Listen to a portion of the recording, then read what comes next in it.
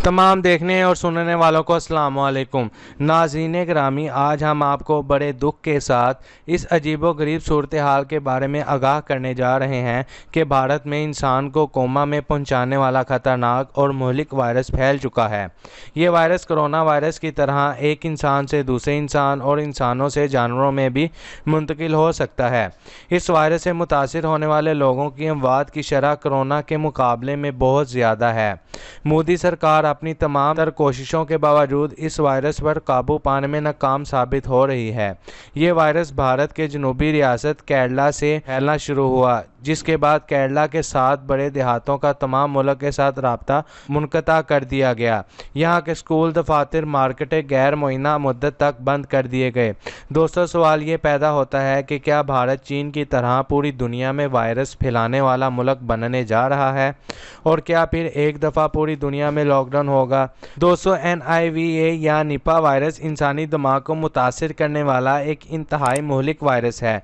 आपको ये सुनकर हैरत होगी कि ये वायरस चमगादड़ से फैलता है, जो कि एक इंसान से दूसरे इंसान में मुंतकिल होता है और इन्फेक्शन का सबब बनता है, और ये इसी रफ्तार के साथ एक इंसान से जानवरों में भी मुंतकिल होता है।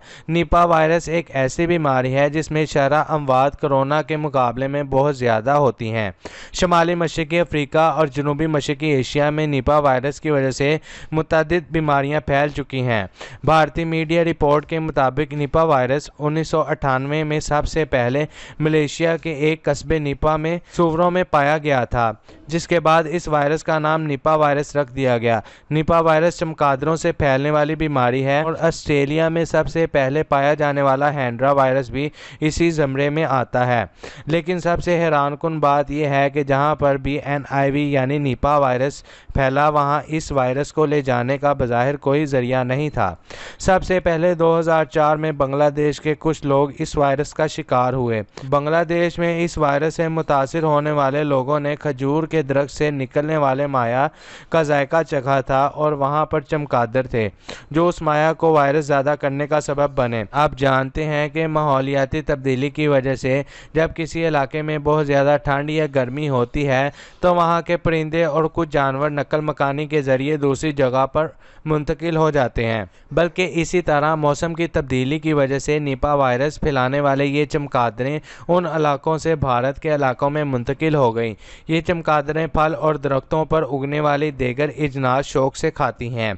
चमगादड़ों के थूक के ज़रिए ये वायरस फलों और दरख्तों के ऊपर मुंतकिल हो गया और वहाँ से इंसानों में मुंतकिल हुआ। एक इंसान से दूसरे इंसान में ये खून पसीने जिस्म से निकलने वाले रतूबतों से भी फैलता है। ये इंतहाई ख़तरनाक और मुहलिक वायरस है। इब्तदाई दिनों में इसकी तशखीस तकरीबन नामुमकिन नज़र आती है, क्योंकि काफ़ी दिनों तक इसकी अलामात ज़ाहिर नहीं होती और ये खामोशी के साथ इंसान पर हमला आवर होता रहता है। इसकी इब्तदाई अलामात बिल्कुल मामूली ज़ाहिर होती हैं। WHO के मुताबिक निपा वायरस से मुतासिर शख्स में तेज़ बुखार, सर दर्द, खांसी, गले की सोजिश, जिस्म में दर्द और थकावट जैसी अलामात पाई जाती हैं, जो बढ़ते बढ़ते इंतहाई ख़तरनाक सूरत इख्तियार कर लेती हैं, और ये वायरस इंसानों के दिमाग की सोजिश का बाइस बन जाती है। दिमाग की सोजिश के बाद ये 24 से 48 घंटों में मरीज़ को कोमे की सूरत हाल तक पहुँचा सकता है। WHO के मुताबिक निपा वायरस कोरोना के मुकाबले में बहुत कम फैलता है, लेकिन इन्फेक्शन के लिहाज से ये बहुत ज़्यादा मुहलिक है। कोरोना वायरस से मुतासिर 100 मरीज़ों में से 1 या 2 की मौत होती है, जबकि निपा वायरस के इन्फेक्शन से अमवात की शरह बहुत ज़्यादा है। निपा वायरस से 30 से 40% मुतासर अफराद हलाक हो जाते हैं। आलमी अदारे बराए सेहत के मुताबिक निपा वायरस खतरनाक तरीन बीमारियों में से एक है, जिसका कोई भी इलाज सामने नहीं आया। ये बराए रास्त दिमाग को नुकसान पहुंचाता है। WHO का कहना है कि इंसानों या जानवरों में निपा वायरस के लिए अभी तक कोई वैक्सीन नहीं बनाई जा सकी।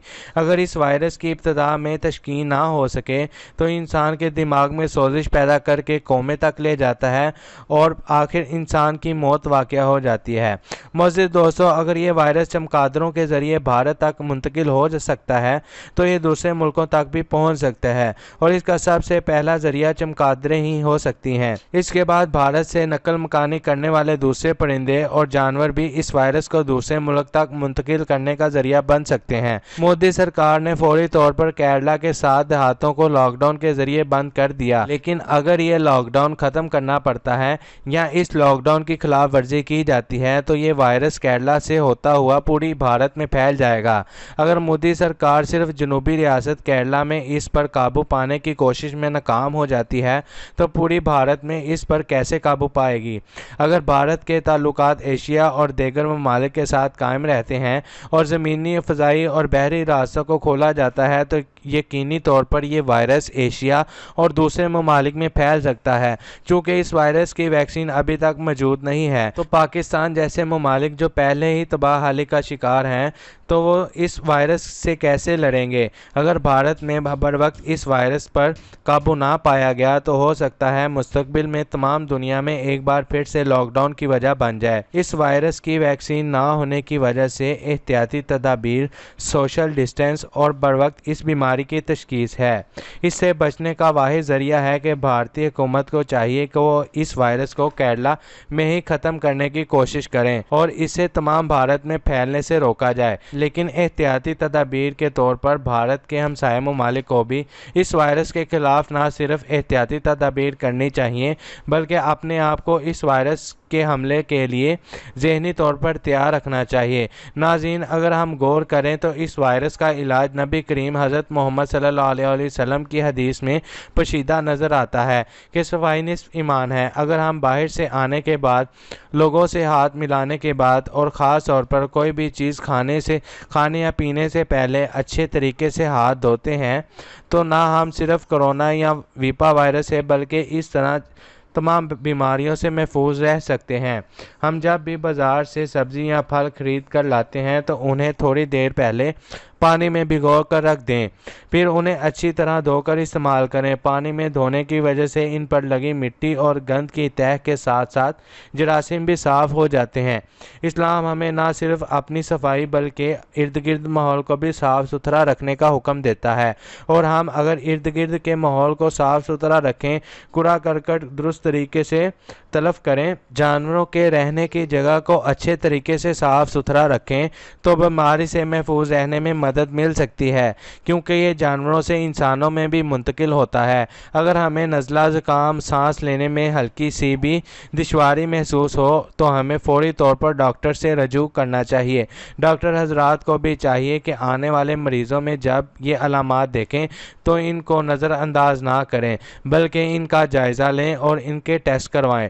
टेस्टों के रिज़ल्ट आने तक मरीज़ों को तमाम लोगों से अलहदा रहने की तलकीन की जाए, अवाम में शऊर बेदार किया जाए। अगर उन्हें नज़ला, ज़ुकाम, बुखार, सांस लेने में दिक्कत और ख़ास कर नमूनिया की शिकायत हो तो वो बगैर किसी तखीर के डॉक्टर से रजू करें और इनके बताए टेस्ट करवाएं। अगर वो उन्हें दूसरे लोगों से अलहदा रहने के लिए कहें तो वो अपने आप को अपने घर वालों से अलहदा कर लें, क्योंकि इब्तदाई मरहले पर तशखीस और एहतियात ही हमें इस बीमारी से बचा सकती है। अपने तमाम दुश्मनों और झगड़ों को अलहदा रखते हुए भारतीय हुकूमत की हर मुमकिन मदद करनी चाहिए ताकि वो अपने मुल्क और अवाम को इस बीमारी से महफूज रख सकें।